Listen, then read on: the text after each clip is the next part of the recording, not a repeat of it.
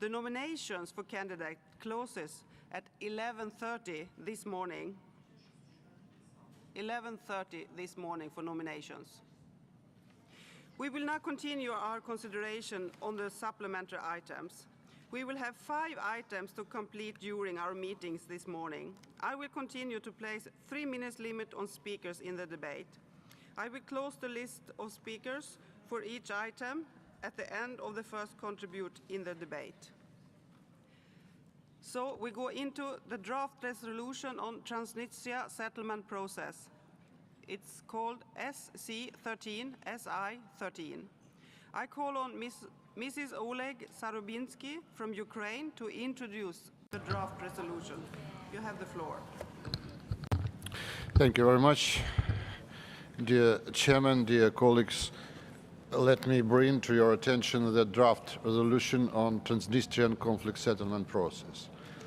We believe that the existence of an unsettled conflict in the Transnistrian region of the Republic of Moldova continues to pose a serious threat to security and stability in Europe and the OSCE area.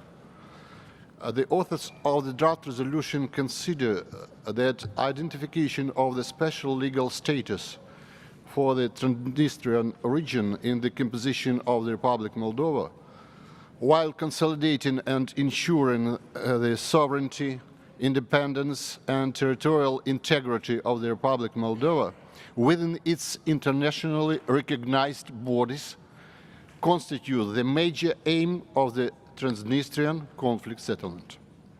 On the other hand, we propose to emphasize that the confidence building between both banks of the Dniester, ensuring of a sustainable socio-economic growth in the region, as well as further development of the civil society institutions and safeguarding of the rule of law, human rights and fundamental freedoms in accordance with norms and principles of international law are key components of the conflict settlement. The draft resolution encourages all political forces on both banks of the Dniester to contribute constructively to the Transnistrian conflict settlement process and to support continuity in the dialogue between the sides at all levels. Together with all before mentioned, the draft resolution calls upon all the participants of the 5+2 negotiation process to cooperate closely and to intensify their coordinated efforts in advancing negotiations on all 3 baskets of the agreed agenda, namely socio-economic issues, general legal and human issues and human rights, and comprehensive settlement, including institutional, political, and security issues.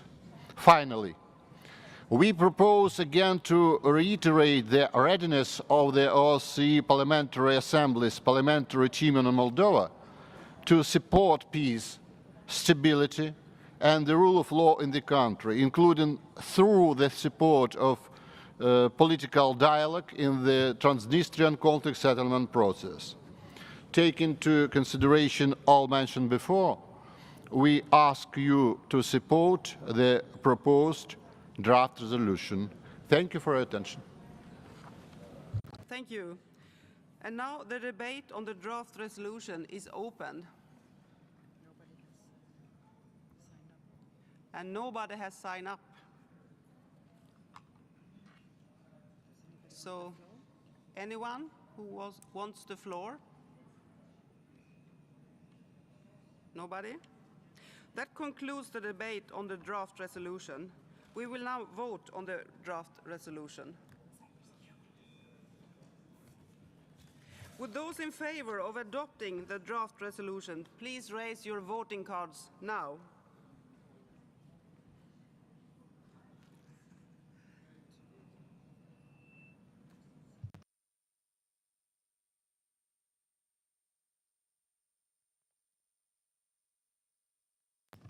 Any against?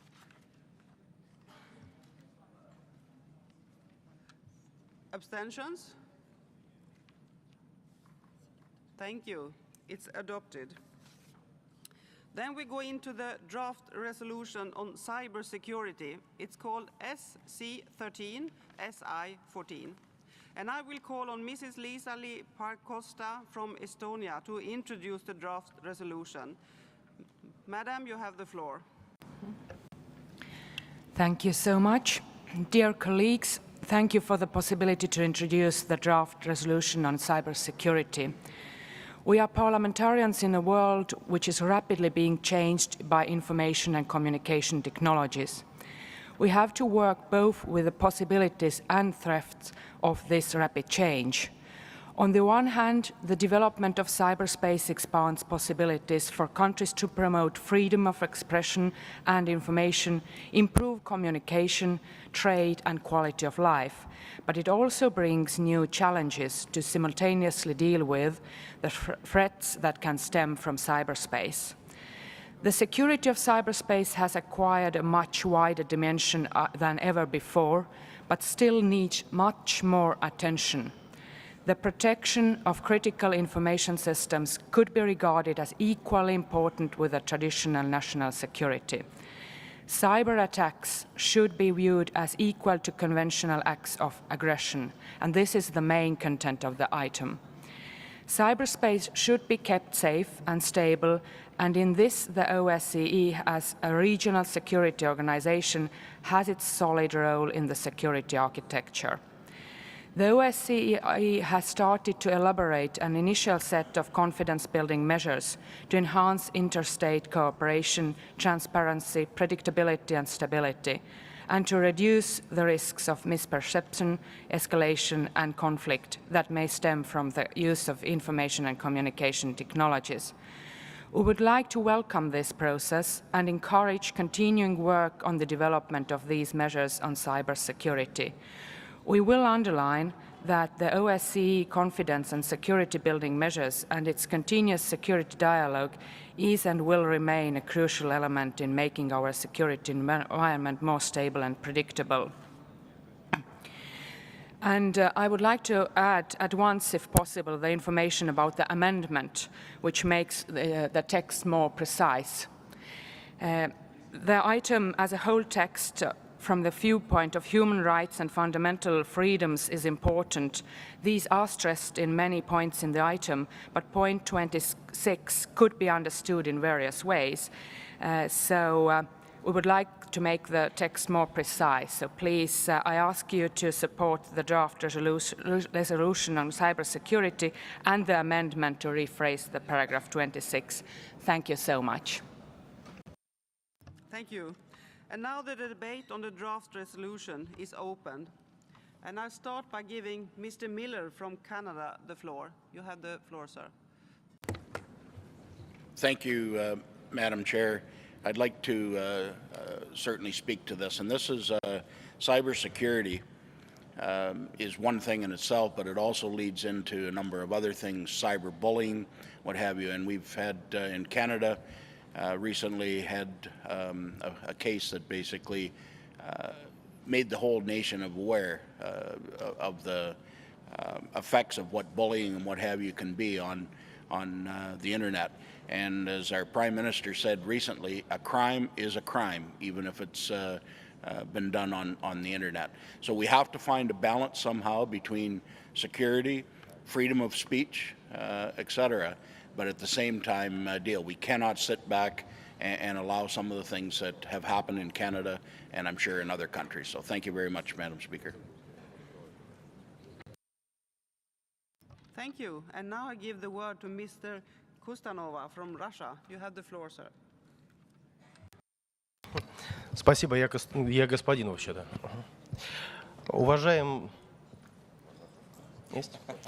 Уважаемый председатель, уважаемые коллеги, позвольте выразить искреннюю благодарность автору проекта резолюции. Считаю очень важным, что кибербезопасность мы рассматриваем не просто как противодействие киберпреступности, а как более важный вопрос, как возможный вызов для целого общества. В реальном мире человечество вырабатывало правила общежития не одно тысячелетие. Поэтому считаем важным тезис о том, что все права, которыми люди пользуются вне киберпространства, подлежат защите и в последнем, включая свободу выражения мнений. Но позвольте обратить ваше внимание на Международный пакт о гражданских и политических правах, принятый в Генеральной Ассамблее ООН 16 декабря 1966 года. В статье 19 сказано, пункт 2. Каждый человек имеет право на свободное выражение своего мнения. Это право включает свободу искать, получать и распространять всякого рода информацию, независимо от государственных границ, устно, письменно или посредством печати и так далее. Пункт 3. Пользование, предусмотренное в пункте 2 настоящей статьи правами, полагают особые обязанности и особую ответственность. Оно может быть, следовательно, сопряжено с некоторыми ограничениями, которые, однако, должны быть установлены законом и являться необходимыми: а. для уважения прав и репутации других лиц, б. для охраны государственной безопасности, общественного порядка, здоровья или нравственности населения. Эта норма, которая, думаю, никому не покажется излишней, принята полвека назад. И, на мой взгляд, должна распространяться и на киберпространство. В тексте проекта резолюции автор неоднократно ссылается на региональную Будапештскую конвенцию по кибербезопасности 2001 года. За 12 лет к ней присоединилось только 39 стран. Одной из причин неприсоединения Российской Федерации к Будапештской конвенции является то, что она предусматривает возможность, не ставя в известность ваше государство, спецслужбам другого государства, иметь доступ к ресурсам, размещенным в сетях вашего государства. Недавно, благодаря признанию бывшего сотрудника ЦРУ Сноудена, все узнали, что спецслужбы США имеют прямой доступ к серверам ряда ведущих телекоммуникационных и интернет-компаний, фактически осуществляя прослушку и слежку за дипломатами, политиками и обычными гражданами других стран, в том числе и за гражданами ваших стран, уважаемые коллеги. Очевидно, что при таких подходах далеко не все страны смогут обеспечить кибербезопасность своих граждан и организаций. Именно поэтому Российская Федерация выступает за регулирование информационного пространства на базе Организации Объединенных Наций с учетом интересов всех стран. В связи со сказанным одобряю концепцию резолюции. Российская Федерация воздержится от голосования. Спасибо за возможность выступить и за внимание.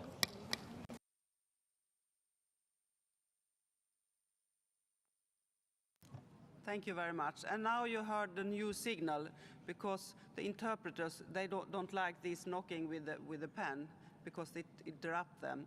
But now we have a new signal when you pass the 3 or 1 minute, like that. So thank you. And Mr. Dera from Poland, you have the floor, sir. Thank you, dear colleagues. The danger connected with progressive digitization will soon affect almost each institution. However, it does not mean that we have to avoid any technology. We could take into consideration some advantages and risks. The newest technologies as social media, called computing of common mobility, in the financial area allow to attract the contact between the client and product. At the same time, these technologies can bring some threats which can be difficult to see and understand. In the cyber war, one man can paralyze whole country. The USA has the newest and biggest army in the world, but they cannot feel totally safe. In time, why they are even in bigger danger, because they have the newest technologies and the biggest development. The American institutions are strictly connected with the newest technologies and communication, so we can only imagine what could happen when on the Wall Street computers stop working or give some wrong data. More than 80% internet threats are usually organized neither law or other solutions used by companies in order to fight with cybercrime also good and on time. All institutions which use the newest technologies can be attacked, especially mobile payments, mobile banking, social network. Due to this fact, we cannot speak about information security but cyber reality. We cannot predict every danger in 100%. That is why all specialists stress the importance of education. The security program has to protect, detect, and react on even small incidents. We can't ask a question of safety awareness is enough to prevent some dangers which save more money than cost. The answer to this question is difficult because it's hard to measure it. Thank you. Thank you very much. Just on time. And now it's Mr. Senko from Belarus. You have the floor, sir. Спасибо, госпожа председатель. Уважаемые коллеги, я хотел бы привлечь ваше внимание к тому факту, что в настоящее время нет ни одного международного универсального юридического документа, который регулировал бы вопросы борьбы с киберпреступностью. Единственным обязывающим документом остается Конвенция Совета Европы по киберпреступности 2001 года, но и она уже не отвечает современным реалиям и не учитывает новых видов киберпреступлений, таких как массированные атаки на объекты критической инфраструктуры, кибертерроризм. Конвенция имеет региональный характер, и ее ратифицировали лишь 39 государств. Именно поэтому мы считаем, что оптимальным решением стало бы принятие соответствующего документа в рамках Организации Объединенных Наций. Безусловно, в рамках данной темы трудно обойти вниманием упомянутые факты о деятельности властей Соединенных Штатов по сбору информации о пользователях ведущих интернет-ресурсов, проникновению в компьютерные системы, прослушиванию телефонных разговоров как американских, так и иностранных граждан, включая даже мировых лидеров. Масштабы такой незаконной деятельности просто ошеломляют.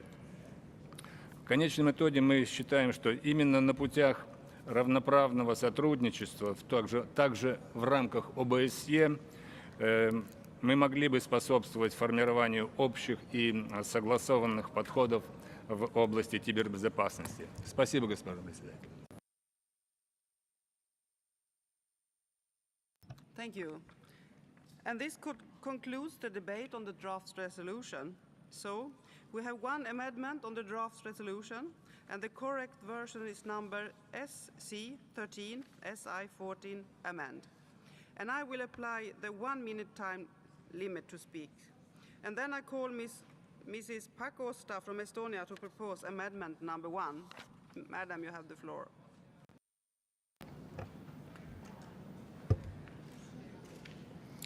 Thank you so much. As I said before, so the amendment is making the text more precise from the viewpoint of universal human rights and fundamental freedoms. So we would like to rephrase the paragraph 26 from that point of view. Thank you so much.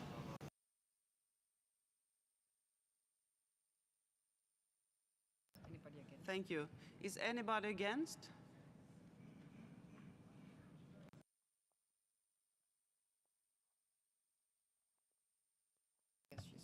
It's your own resolution, so it's okay. I put it into vote now. Yes. Will all those in favor of amendment number 1 please raise their voting cards now?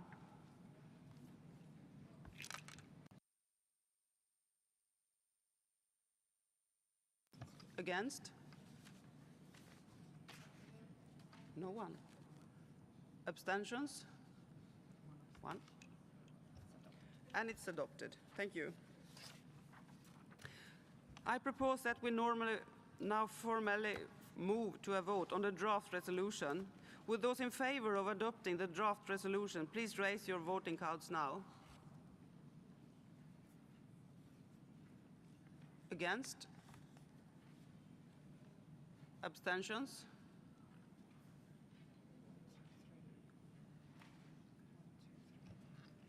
Okay, thank you. It's adopted.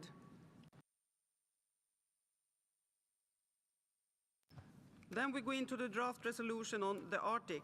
It's called SC13 SI15, and I call on Mr. Kent Härstedt from Sweden to introduce the draft resolution. Sir, you have the floor. Thank you very much, Madam Speaker. Many of the countries in the north of Europe have something in common. We have the Arctic area, an area we should cherish and take good care of together. Something have happened in recent years in the Arctic.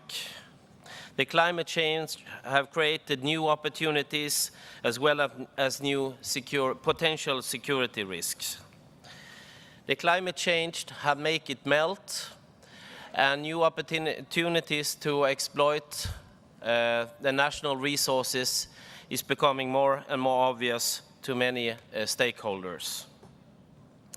For the states involved in this area, mainly Norway, Russia and Canada, the findings of the big fields of oil and minerals are of utmost importance, since there are huge new areas of resources and they all want their part of it. We're talking about an area that is extremely vulnerable regarding melting ice, increasing pollution, enlarging shipping in the open water, and population living in this area with new conditions. We can all suffer from these effects since the Arctic affects the climate all over the world.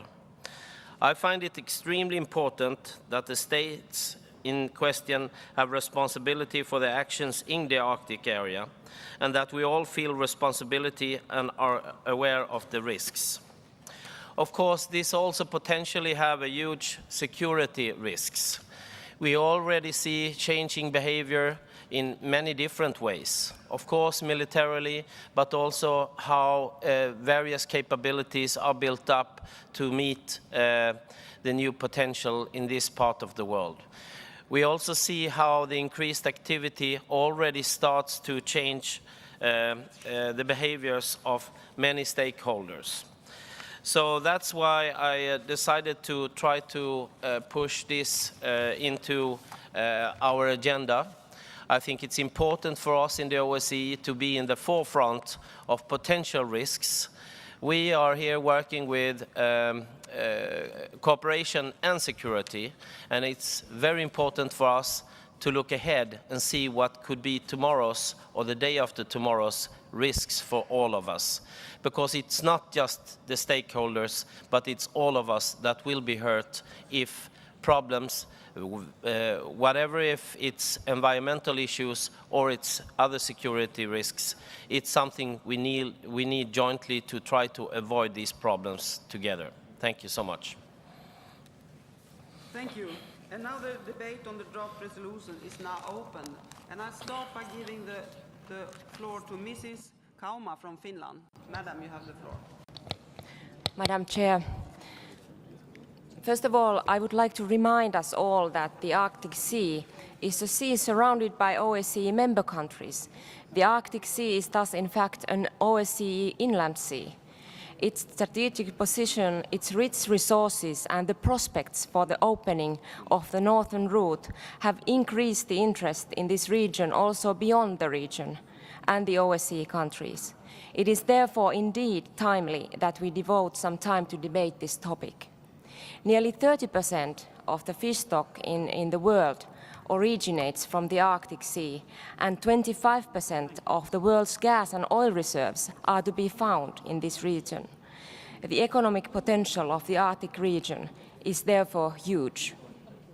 This is the moment to create common rules in order to ensure that the activities undertaken in the region are ecologically and economically sustainable. The rules, when it comes, for example, to commercial transportation, have to be clear by the time when the commercial and trade actors arrive, in order to ensure that principles of sustainability are reached and respected. The ministerial meeting of the Arctic Council decided last May to establish an Arctic Economic Forum. The idea of the forum is to bring together representatives of the business community. This is a good example of what the region needs today, namely common rules and practical guidelines. This concerns the international maritime organizations as well as commercial actors. How will the opening of the northern route actually affect the volume of trade? It is naturally impossible to give an answer to this question today, but it's clear to us that we have to be prepared to handle a massive increase of the trade volume. With respect to trade routes, we need, Madam Chair, to be prepared to manage and prevent especially oil pollution and accidents. It is important that we have a clear perception of the responsibilities of all actors already before the increase in trade will really start. Thank you. And now I will ask Mr. Miller to take the floor. Sir, you have the floor. From Canada. Thank you, Madam Chair, and colleagues. I speak today and I want to show and express my support for the draft resolution on the Arctic. Resolution reinforces the importance of the work of the Arctic Council, preeminent body for cooperation in the Arctic region. In May 2013, Canada took over the chair of the Arctic Council from Sweden for a 2-year term. And the theme of Canada's chairmanship is development for the people of the North. And Madam Speaker, the chair of the Arctic Council from Canada is a lady, the Honourable Leona Glukak, who was raised in the far north and of course is very dear to her heart. The resolution we are debating highlights key issues faced by Arctic states and peoples. These include promoting economic and social development, protecting the fragile Arctic environment, and governing activities in the region according to existing international law. The Arctic is an area rich in natural resources, human and economic potential that must be developed for the benefit of Northerners. I believe that economic growth, healthy ecosystems, and vibrant communities can and should go hand in hand in the Arctic. Ensuring safe shipping in the Arctic is also vitally important. New transport routes are opening up to cargo and passenger vessels. In response, in cooperation with the Arctic Council, in cooperation with the Arctic Council, a new polar safety code for ships operating in maritime waters is being developed under the auspices of the International Marine Organization. These are just some of the significant projects that are being undertaken by the Arctic Council. So colleagues, in closing, I'd like to reiterate my conviction that cooperation by concerned parties within the framework of the Arctic Council makes an important contribution to comprehensive security from Vancouver to Vladivostok. Thank you very much. Thank you. And now I will call Mr. Höglund from Norway. You have the floor, sir. Thank you, Madam Chair, and thank you to Kent Hurstedt for bringing this resolution on the table. There is an increased interest in the Arctic region, and this reflects also in the resolution today. And I absolutely agree that the environmental issues are of the utmost concern in this region. What we need to do is to make sure that the development which is taking place, which is going to take place, will be sustainable. And we also have to take care of the human dimension when we think of the Arctic. There are people living in the Arctic. People been living there for generations, indigenous people, other northern communities. And we must make sure that they are also part of the global economy. And to think that we can preserve the Arctic as a kind of a museum, it's naive and it's not intended from anyone. So development in the Arctic is thankfully going on in a very cooperative manner, and the Arctic Council has been referred to in the resolutions and by other speakers. It's now under Canadian chairmanship, which is, to my knowledge, doing an excellent job. We just had the Swedish chairmanship. which also took care of good business. And moving forward, we made a binding oil spill response agreement in Kiruna. We have a binding search and rescue agreement from the previous chairmanship in Greenland. So things are happening in a positive way. And yes, not all borders have been settled in the Arctic, but every country in the Arctic, they acknowledge how to settle the borders, use international law, making sure that these different claims, for instance, for the North Pole, will be settled by the relevant UN bodies. And in this cooperative manner, there is no need seen from my point of view, to fear that there is a race for the Arctic in a negative way, or that some kind of security danger is imminent. Cooperation is the spirit in the Arctic, and to my knowledge, this is how it will continue and should continue. So I welcome the resolution, and I will talk about my amendments a little bit later. Thank you. Thank you. Now I give the word to Mr. Kulakov from Russia. Sir, you have the floor. Спасибо, госпожа председатель. Я присоединяюсь к представителям тех делегаций, которые представлены в Северном Совете. Россия также там представлена. Я полностью поддерживаю, и российская делегация полностью поддерживает те предложения, которые изложены в резолюции, представленной шведской стороной.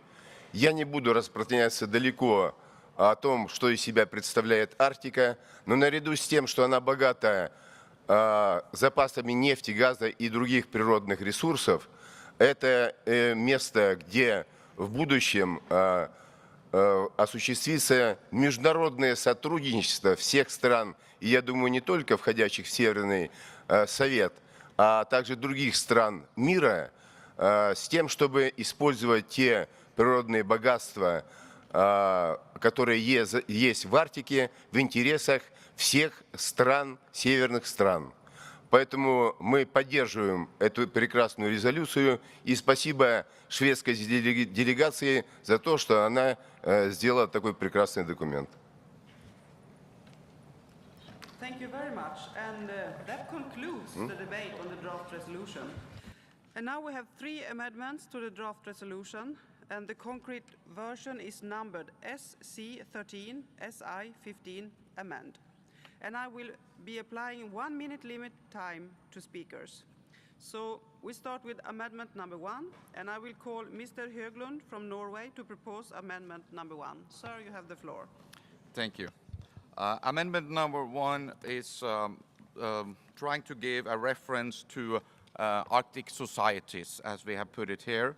And as I mentioned in my speech, northern people, it's indigenous people, it's other northern people living in northern Canada, northern Russia, in Greenland, and elsewhere in the Arctic. And making sure that their interest is also heard. And being an Arctic parliamentarian, it's always been my goal to make also a voice for the people of the Arctic. And that's what we're trying to do here with Amendment 1. Thank you. Does anyone want to speak against? No one? And what's your opinion, Mr. Herstedt, about this? I will tell you that, but first I just must, for some of you in here, it must sound a little bit funny when we are talking about the northern people. It sounds like it's the Vikings or something in the north, but we are a broad community of people around the world who live in the north of the world. I agree with this proposal from Mr. Höglund. Thank you. And now I shall put the amendment number 1 to vote. Will those in favor of amendment number 1 please raise your voting cards now?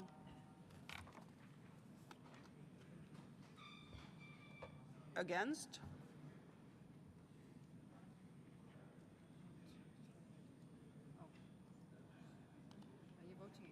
Are you voting against? No. Abstentions? It's adopted. Then I will call Mr. Höglund from Norway to propose amendment number 2. Sir, you have the floor. Thank you. And this refers to what has also been mentioned here today, the work going on in the International Maritime Organization to develop a polar code on shipping. And with the increased shipping on the Northern Sea routes and within the Arctic, there is a need to have a polar code in place. And the work has been going on for a few years, quite a number of years. And we need to conclude the work now. And all members of the IMO needs to be take responsible actions in this manner. So it's just making sure that everybody is aware of the work and push forward in a good manner to conclude this important task. Thank you. Thank you. And does anyone want to speak against? No one? And Mr. Herseth, what's your opinion?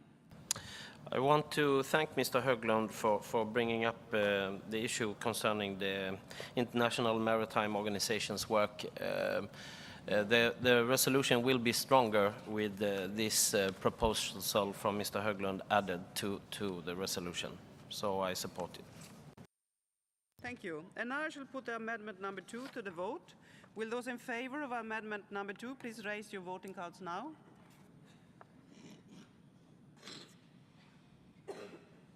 Against? No one? Abstentions? It's adopted. And now we will go into amendment number 3. And again, I call Mr. Höglund of Norway to propose amendment number 3. You have the floor, sir. Thank you, Chair. Now we come to the only part of the resolution which I think is unnecessary.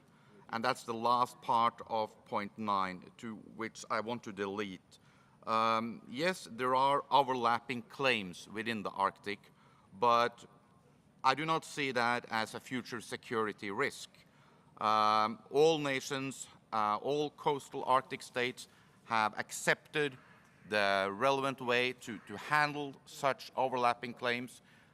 Their positions have been or will be sent to the relevant UN commissions dealing with such claims, and all nations have said they will accept how the UN Commission sees the result. There are other border issues within the Arctic. Norway and Russia have settled their borders. We know Canada and Denmark has a small outstanding issue, the US and Canada, but they are working cooperatively. It's no security risk relevant to these overlapping claims. So I think talking about a security risk here is quite unnecessary. Thank you. Does anyone want to speak against this? No one? And Mr. Herseth, what's your opinion? Thank you. On this matter, I will differ from Mr. Höglund. If we look into the future, the competition about getting access to national resources might be very difficult to predict how those issues might be sorted out in the future. I think if we are going to have a resolution that foresees every potential development, I think it's very important that we also recognize that there potentially might be a security risk. Yes, there is good examples where issues are sorted out with good respect and in a good manner. There is a working agenda on how to sort these issues out, but we don't need to go too far away in the world to see how the competition for national resources and raw material is fierce, and it's hard to predict how the future will be. So I think I would like to stand by my original text. Thank you. Thank you. And now I shall put the amendment number 3 to the vote. Will those in favor of amendment number 3 please raise your voting cards now?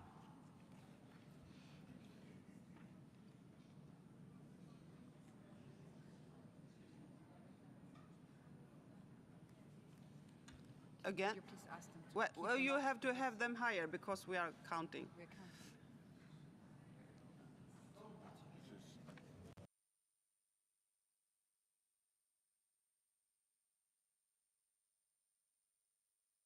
Against? Madam Chair, you indicated the last vote. You indicated the last vote was against, so I had my card up. So could you please start over? Yes, I also think it's important you All over again. please do Yes, that. yes. Make it clear. No confusion. Yes. All those in favor. All those in favor of amendment number 3, please raise your voting cards now. High.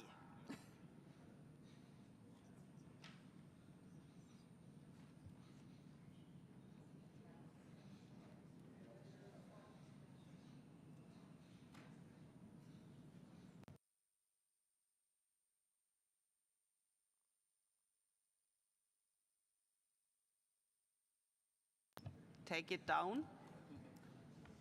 Against? High, high.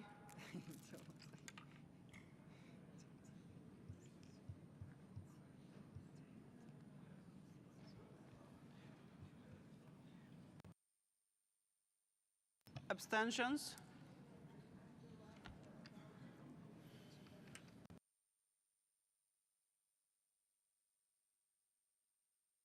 It's defeated.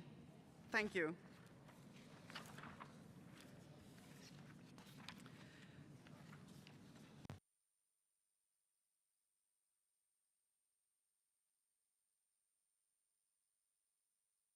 Yes, and now we will vote on the whole resolution. With those in favor of the whole resolution, please raise your cards now.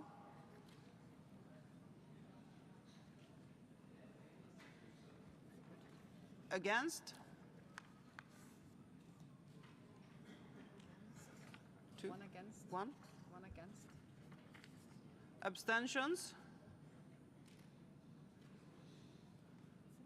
It's adopted. Thank you. And now we go into the draft resolution on Guantanamo. It's called SC13 SI19. And I call on Lord Dubs to introduce the draft resolution. Lord Dubs, you have the floor. Thank you, Chair. As recently as April this year, President Obama indicated that he still believed that Guantanamo should be closed. I think we've all followed in the news the difficulties. We've followed the news of the hunger strike. There are over 100 detainees there on hunger strike at the moment, of whom some are being tube-fed. And we also note, and I hope I'm right in this, that the House of Representatives voted down or watered down a proposal for closure, which made it more difficult for the President. It is clearly, I believe, the responsibility of all countries that have residents or nationals in Guantanamo to accept their return if those countries are arguing for closure. I note that at least half the detainees are Yemeni nationals, and recently President Obama lifted the moratorium on the repatriation of Yemeni detainees to Yemen, although I'm not sure whether any of them have yet been returned. Just a few comments. Clearly, there has been widespread international criticism. The International Committee of the Red Cross has long been critical and complained about the damage to the psychological health of a large number of the detainees. The United Nations High Commissioner for Human Rights, Navi Pillai, said that the conditions in Guantanamo raise serious concerns under international law. And the British government, and I quote from its annual 2013 Human Rights Report, said the indefinite detention without trial of persons in Guantanamo Bay is unacceptable and that the detention facility at Guantanamo should be closed. There is one British resident still left. We've taken the rest back. They've been sent back to Britain. There's a man called Shaker Armour, who is the last British resident who is in Guantanamo. He's been there over 11 years, and the British government has indicated that we're fully prepared for him to be returned to the United Kingdom. And I repeat, it is only if countries are willing for their residents and nationals to be returned that they can really legitimately ask for the closure of Guantanamo Bay. Could I just, this is not the time to discuss the amendments, but I would say this to our colleagues, particularly from Belarus. I've looked carefully at their amendments, and I very much hope, in the spirit of trying to get the widest possible agreement on this resolution, that they will withdraw their amendments as not being very helpful, and I hope in that spirit they will feel able to withdraw them. But I hope the rest of us will fully support this resolution. Thank you. Thank you. And now the debate on the draft resolution is open. And I call Mr. Malthias from Canada. You have the floor, sir. Maltais. Merci, Madame la Présidente. Tout en souscrivant au principe de la résolution de Lord Dubs, le Canada soutient fortement le gouvernement américain dans le processus pas facile de fermeture de Guantanamo. Et comme le représentant du gouvernement du Royaume-Uni l'a dit, il faut que chaque pays soit prêt à recevoir ses détenus. Mais si on veut être conséquent à l'OSCE, il y a d'autres Guantanamo dans les membres de l'OSCE. Il faudrait peut-être penser à étendre cette résolution aux pays membres de l'OSCE qui détiennent des hommes, des femmes et parfois des enfants dans des conditions tout à fait inhumaines. Et Mme Pilar les a oubliés, malheureusement, mais ils existent dans les pays membres de l'OSCE. Et ce serait important ici, que les pays en soient conscients avant d'entreprendre d'autres actions. Il faut d'abord passer l'aspirateur dans notre propre pays. Merci. Sorry, but you can go on because it was only 1 minute, so you can continue if you like. You can talk for 3 minutes. We are sorry. D'accord. Ce qui est important ici, c'est que l'ensemble des pays membres de l'OSCE soient bien conscients de ces difficultés. Et dans chacun des pays, et je regarde la liste des pays qui font des amendements, et on ne lance pas la pierre lorsqu'on vit dans une maison de verre. Il faut d'abord être certain que notre pays respecte ses droits de base. Et je crois que les efforts que le gouvernement américain fait présentement sont louables. Et je souscris à la résolution de l'Angleterre. Mais par contre, au niveau des amendements, je ne souscris pas, mais alors pas du tout. Merci.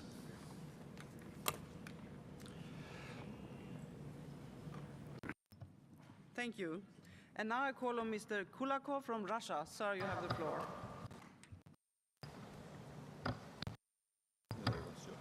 Спасибо, госпожа председатель. Я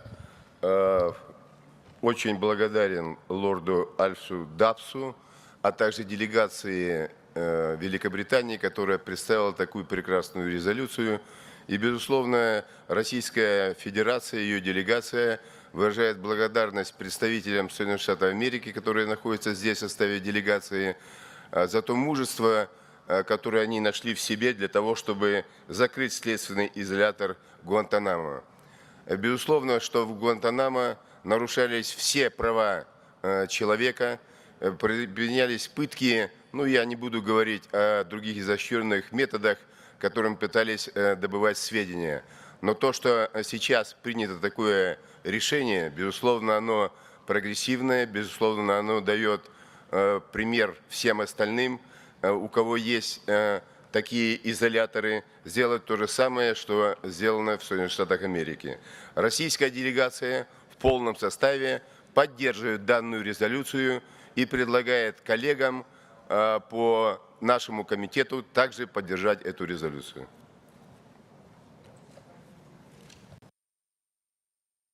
Thank you. And this closed the debate of this resolution, and I will go into the amendments. There are 8 amendments that have been tabled on the draft resolution, and the correct number is SC13, SI19 amend. All 8 amendments have been tabled by Mr. Gumsky from Belarus. And now I will call on Mr. Guminsky from Belarus to propose amendment number 1. Sir, you have the floor. Спасибо, госпожа председатель. Мой коллега Виктор Гуминский, сейчас принимающий участие в работе другого комитета, просил меня представить поправки, которые он внес. Вначале я хотел бы сказать, что призыв лорда Дабса я услышал, и в целях экономии времени мы готовы снять некоторые внесенные поправки. Поправку 1, поправку 2, поправку 3, поправку 6 и поправку 7. И перейти сразу к поправке номер 4.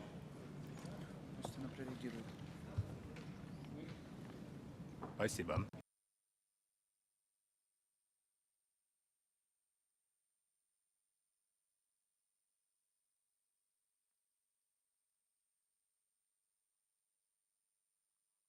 Okay, and then we move to amendment number 4. And I call Mr. Senko from Belarus to speak. You have the floor, sir. Спасибо, госпожа председатель. Мы предлагаем пункт 3 исключить. Мотивация такова, что главная трудность для американской администрации, мы понимаем, это выполнение обещаний, данных своим гражданам. Закрытие тюрьмы было одним из ключевых пунктов предвыборной программы президента США Барака Обамы еще в 2008 году. Однако реального выполнения обещаний мы не видим. Согласно некоторым источникам, в 2013, то есть в текущем году, в тюрьме Гуантанамо содержится не менее 166 заключенных, многие из которых годами содержатся в тюрьме без предъявления обвинения. Спасибо. Thank you. Does anyone want to speak against? United States, you have the floor. Thank you. I'm Roger Wicker, chair of the delegation from the United States. And first, let me point out that the United States delegation acknowledges the genuine concerns of the author and supporters of the resolution. And we will continue to encourage the United States government to engage on this matter. I want to thank the author, Lord Dubs, for his very measured language. It gets us close to a consensus on this issue, and I appreciate that. Several other delegations here fought in the Standing Committee to prevent supplementary items from criticizing their countries from being placed on the agenda. With this resolution, the United States did not do so. We wish other countries were similarly willing to acknowledge the legitimacy of concerns on this issue. Now, with regard to Amendment 4, Lord Dubs acknowledged the difficulty that this has been. The delegate from Canada, I think, correctly underscored that. The paragraph that would be struck by the amendment is acknowledging the simple reality that closing the facility is no easy matter. I think it would be most unhelpful and would lead us away from consensus on this issue if the amendment were adopted, and therefore I ask for a no vote. Thank you. And Lord Dobbs, what's your opinion? I'm not happy about this amendment. I welcome the fact that some of the other amendments have been withdrawn, but I don't think this amendment is helpful. I prefer paragraph 3 to remain there because it does indicate precisely that there are difficulties, and we would be naive to pretend that there weren't. So I hope we will reject this amendment. Thank you. And now I shall put the amendment number 4 to vote. Will those in favor raise your cards now?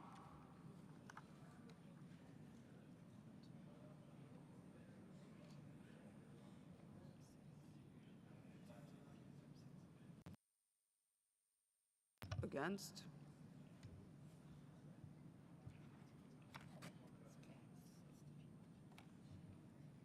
Abstentions?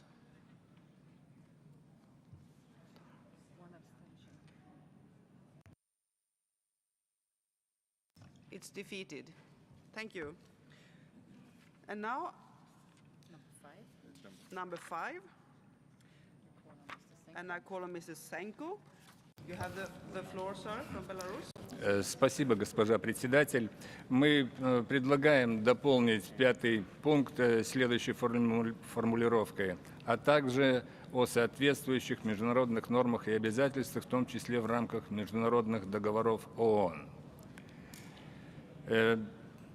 Мы это делаем потому, что изначально данный пункт не содержит ссылки на международные обязательства Соединенных Штатов, в том числе в рамках ООН. На самом деле решение проблемы Гуантанамо не сводится только к работе в рамках Парламентской ассамблеи ОБСЕ. Спасибо.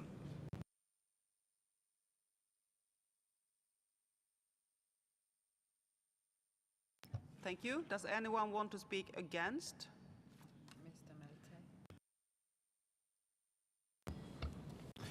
Pour être conséquent, Madame la Présidente, je pense que cet amendement-là devrait être simplement retiré. Sinon, qu'on le rajoute à ce que j'ai dit précédemment, qui s'applique à tous les pays membres de l'OSCE. Merci.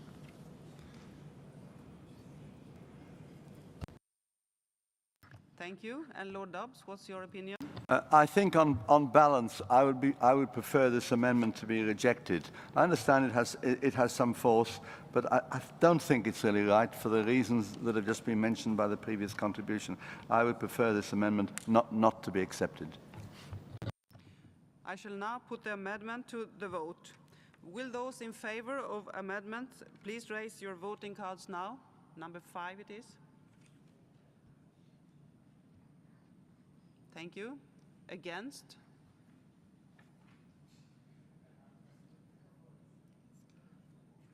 Abstentions? It's defeated. Thank you. And now we go on to amendment number 8, and I give Mr. Senko from Belarus the floor. Спасибо, госпожа председатель. Известно, что общественные организации неоднократно обвиняли Соединенные Штаты в нарушении прав человека Гуантанамо, в том числе в пытках заключенных и содержании людей без предъявления обвинения. Предлагаемая поправка содержит прямой призыв к Соединенным Штатам расширить сотрудничество с соответствующими международными организациями и групп гражданского общества. Именно прямой призыв. Спасибо. Thank you. Does anyone want to speak against? No? And Lord Dobbs, what's your opinion? Well, I think this is quite difficult. I feel that the original wording is actually stronger than the amendment. I think the original wording talks about increased cooperation between Europe and the United States, which would include not just political cooperation, but also would include international organizations and civil society groups. So I think this amendment actually weakens the resolution, if anything, so maybe it's not an advantage to pass it. Thank you. And now I shall put the amendment number 8 to the vote. Will those in favor of amendment number 8 please raise your voting cards now? Against?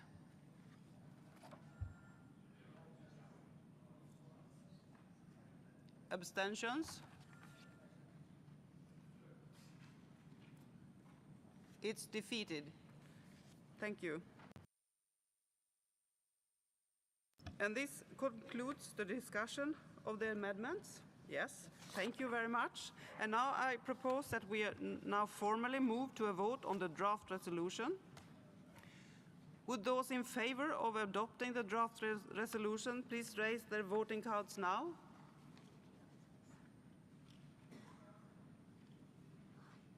Against?